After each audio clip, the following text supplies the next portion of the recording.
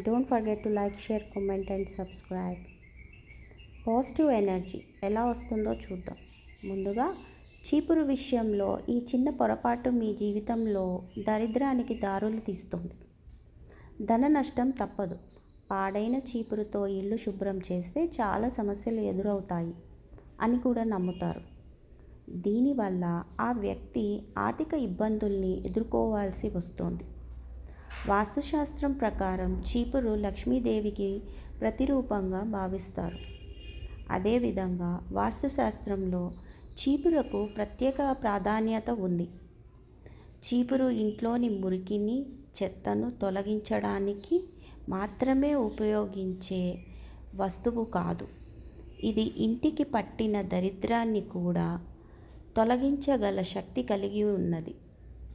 ఇంట్లో చీపురు విషయంలో కొన్ని నియమాలు కూడా వాస్తుశాస్త్రంలో ప్రస్తావించబడ్డాయి.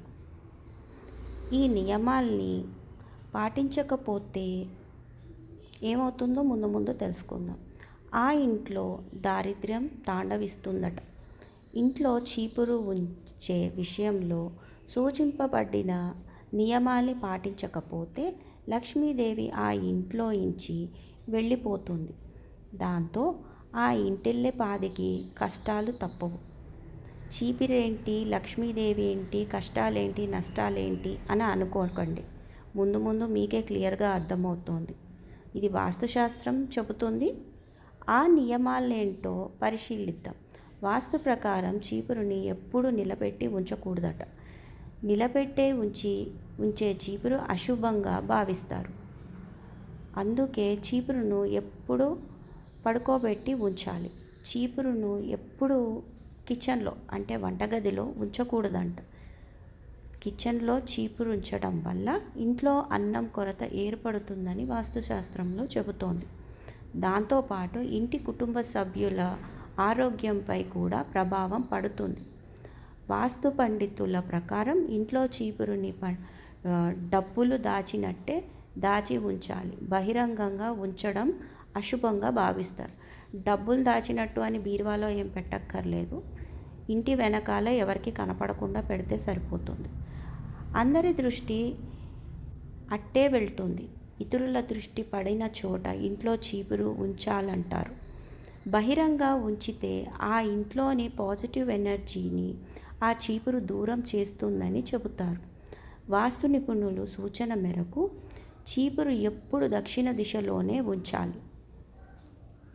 ఇలా చేయడం వల్ల ఇంట్లో ఎప్పుడు దారిద్ర్యం తొలగిపోయి ఆనందం వర్ధిల్లుతుంది. చీపురును లక్ష్మీదేవికి రూపంగా భావిస్తారు. నిజంగానే చిన్నప్పటి నుంచి పెద్దవాళ్ళు అదే చెప్తూ ఉంటారు. చీపురుకి కాలు తగిలించకూడదు, ఇల్లు ఊడ్చినాక సైడ్కి ఎక్కడన్నా దూరంగా పెట్టాలి అని. సాయంత్రం సమయంలో చీపురుతో ఊడవడం చేయకూడదని, లక్ష్మీదేవికి కోపం వస్తుందని కూడా చెబుతారు.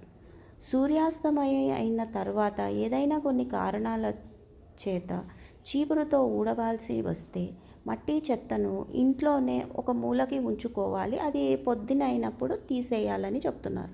బయట పారేయకూడదని, లేకపోతే లక్ష్మీదేవి ఆ ఇంటి నుంచి వెళ్ళిపోతుందని అంటారు. చీపురును నార్త్ ఈస్ట్లో పొరపాటున కూడా ఉంచకూడదని, అలా చేస్తే పెద్ద తప్పిదమే అని అవుతుందని అంటున్నారు. ఆ ఇంట్లోకి సంపద రాదట. అందుకే చీపురుని పశ్చిమం లేదా దక్షిణ దిశల్లోనే ఉంచాలి. చీపురు పాడైతే వెంటనే కొత్తది మార్చేయాలి. పాడైన చీపురుతో ఇల్లు శుభ్రం చేస్తే చాలా సమస్యలు ఎదురవుతాయని నమ్ముతారు. నిజంగానే ఆ చీపురే మొండిగా అయిపోతే ఇల్లేం శుభ్రం చేస్తుంది? ఇల్లు శుభ్రం లేనప్పుడు మన ఆలోచనలు శుభ్రంగా ఉండవు, మన మనసు కూడా శుభ్రంగా ఉండదు. దీనివల్ల ఆ వ్యక్తి ఆర్థిక ఇబ్బందుల్ని ఎదుర్కోవాల్సి వస్తుంది. పాత చీపురును తీసేసి శనివారం నాడు ఇంట్లోకి కొత్త చీపురు తెచ్చుకోవాలి. మీకు ఎప్పుడు కుదిరితే అప్పుడు తెచ్చుకోండి. అట్లీస్ట్ పాడైన చీపురు నమ్మకాలు, జాగ్రత్తలు. పాడైన చీపురుతో ఇల్లు శుభ్రం చేస్తే చాలా సమస్యలు ఎదురవుతాయని చాలామంది నమ్ముతారు. ముఖ్యంగా ఇల్లు శుభ్రం అవ్వదు కదా. దీనివల్ల ఆ వ్యక్తి ఆర్థిక ఇబ్బందులతో పాటు ఇతర సమస్యలను కూడా ఎదుర్కోవాల్సి వస్తుందని భావిస్తారు. ఈ నమ్మకానికి కొన్ని కారణాలు కూడా ఉన్నాయి. మొదట నమ్మకాలు. నకారాత్మక శక్తి పాడైన చీపురుతో నకారాత్మక శక్తి నిండి ఉంటుందట, అంటే నెగిటివ్ ఎనర్జీ అని కూడా నమ్ముతారు. ఇంటిని శుభ్రం చేసేటప్పుడు ఈ నకారాత్మక శక్తి ఇంట్లోకి ప్రవేశిస్తోంది. దీనివల్ల కుటుంబ సభ్యుల మధ్య గొడవలు, ఆరోగ్య సమస్యలు, ఆర్థిక ఇబ్బందులు వంటి సమస్యలు ఎదురవుతాయని భావిస్తారు.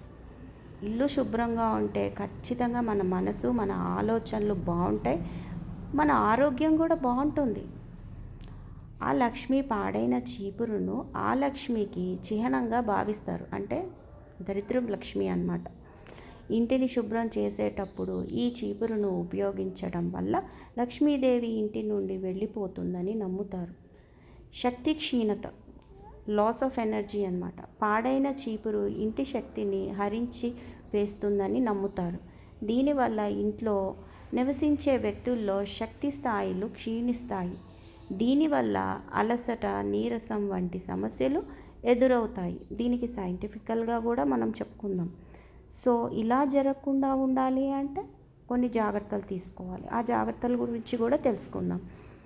ఇది అయితే అందరికీ తెలిసిందే. పాత చీపురును వెంటనే తీసివేసి కొత్త చీపురును కొనుగోలు చేయాలి. కొత్త చీపురును కొనుగోలు చేసేటప్పుడు శుభ్రంగా ఉంచడం మంచిది. అంటే అది కొద్దిగా డస్ట్ తోటి వస్తుంది కదా, అదంతా బయటే క్లియర్ చేసి ఇల్లు ఊడిస్తే మంచిది అని. పాత చీపురును పారవేసేటప్పుడు శుభ్రమైన నీటితో శుభ్రం చేసి గౌరవంగా పారవేస్తే బెటర్. కడగకపోయినా దాన్ని కొంచెం దూరంగా పడేస్తే బెటర్.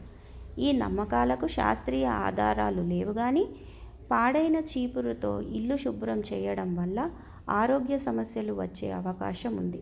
కొత్త చీపురును క్రమం తప్పకుండా ఉపయోగించడం వల్ల ఇంటిని చాలా శుభ్రంగా, ఆరోగ్యంగా ఉంచవచ్చు కదా. చీపురే మొండిగా ఉంది, మురికి శుభ్రంగా తీయట్లేదు అంటే ఇంటి ఆరోగ్యం, మన ఆరోగ్యం కూడా పాడైపోయినట్టే కదా. సో అందుకే ముఖ్యంగా మంచి చీపిరి కొత్త చీపిరితో క్లీన్ చేసుకోవాలి.